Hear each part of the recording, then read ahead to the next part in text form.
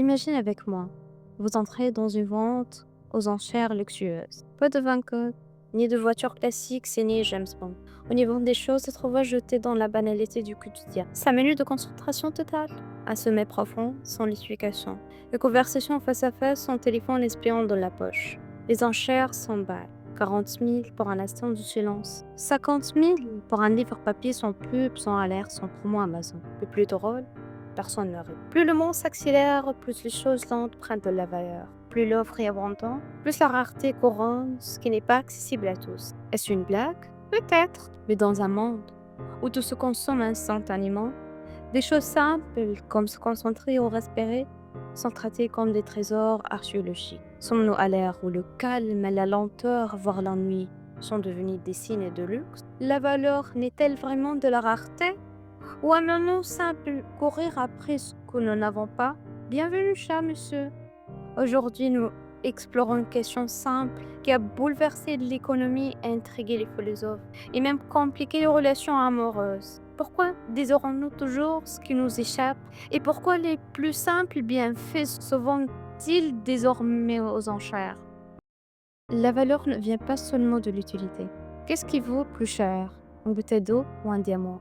La réponse semble évidente, n'est-ce pas? Le diamant, bien sûr. Mais attendez, pourquoi? L'eau vous maintient en vie. Le diamant, il orne un doigt. Pourtant, le diamant coûte une fortune et l'eau est quasi gratuite. Ce paradoxe a troublé l'esprit, jusqu'à ce que le philosophe écossais Adam Smith le nomme le paradoxe de l'eau et du diamant au 8e siècle. Selon lui, bien que le soit vital, sa valeur marchande est faible, car elle est abondante. Le diamant, rare, reste désirable malgré son utilité limitée. Et c'est là que tout s'éclaire. La valeur ne se mesure pas seulement à l'utilité, mais au manque. La rareté, plus que le besoin, dicte parfois ce que nous sommes prêts à payer. Avec ce principe, on comprend la folie moderne, les choses autrefois gratuites et abondantes comme le temps libre, le sommeil profond, une attention totale, une conversation sans distraction, sont désormais traités comme des biens de luxe qu'on paye parfois cher. Il est désormais logique de payer pour une appli qui vous empêche de toucher votre téléphone ou de louer un chalet sans Wi-Fi pour redécouvrir le silence. Nous vivons l'ère de la rareté en plein déluge d'abondance. La rareté est aussi émotionnelle. Tout ne se compte pas en argent. Certaines valeurs sont rares, simplement parce que nous ne le vivons plus. Dans les relations, la personne qui apparaît rarement nous manque davantage. Celle qui écrit peu donne à 6 mots plus de poids. Celui qui répond après 3 jours gagne sans le vouloir. Une aura numérique, comme s'il y a échappé à nos notifications. Dans l'art, l'original se vend 10 millions, tandis que ses copies n'intéressent personne. L'homme n'aime pas les choses, il aime leur rareté. Dans la communication, une lettre manuscrite aujourd'hui, ce n'est plus juste du texte, mais une relique personnelle, comme un aveu dans un monde de slogans. Sociologue Pierre Bourdieu parlait du capital symbolique, une valeur immatérielle qui confère statut au respect. À l'ère du bavardage permanent, certains silences valent plus que des discours. Celui qui n'a pas Instagram, à moins dans un temps plus silencieux, qu'on admire et craint un peu. Celui qui ne like ni ne poste, un sage montagnard, mystérieux, comme s'il vivait hors écran. La rareté en soi est devenue un art, même pour des choses autrefois banales. L'abondance a tué notre sens de la rareté. Nous vivons dans une surabondance inimaginable pour nos ancêtres. Nous avons plus de contenu que notre cerveau ne peut absorber. Mais sommes-nous plus heureux, plus concentrés, plus conscients? Chaque semaine apporte des dizaines de séries, des centaines de livres, des milliers de vidéos. Mais que reste-t-il?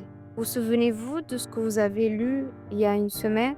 L'abondance n'est pas toujours richesse, elle peut être dispersion. Nous sommes comme des enfants devant un buffet. Nous prenons tout, mais ne savourons rien. Certains redécouvrent la beauté du peu. Lire un livre lentement, pas 10 articles en 10 minutes. Écouter un ami, pas 20 notifications en même temps. La valeur ne vient pas seulement de l'objet, mais du temps qu'on lui accorde. La lenteur est devenue une vertu rare, à l'heure où la vie se mesure en alerte par heure. Oncle Fred, héros du futur. Dans un monde qui vante le multitâche et faire plus ou moins du temps, voici Oncle Fred, un homme de 60 ans. Il se lève à 7 heures, boit son café lentement, lit un journal papier, pas de notification, pas de message, pas de mise à jour. Il cultive une plante, rend visite un ami par semaine, c'est tout.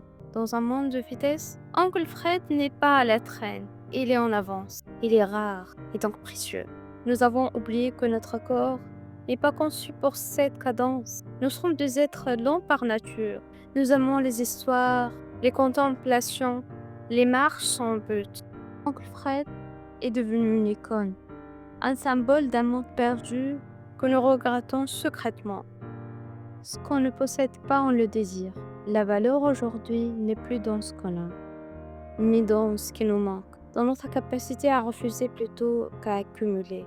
Le plus grand luxe, pouvoir dire « je n'en veux pas plus ». Dans un monde qui pousse, nos défis et tente sans cesse.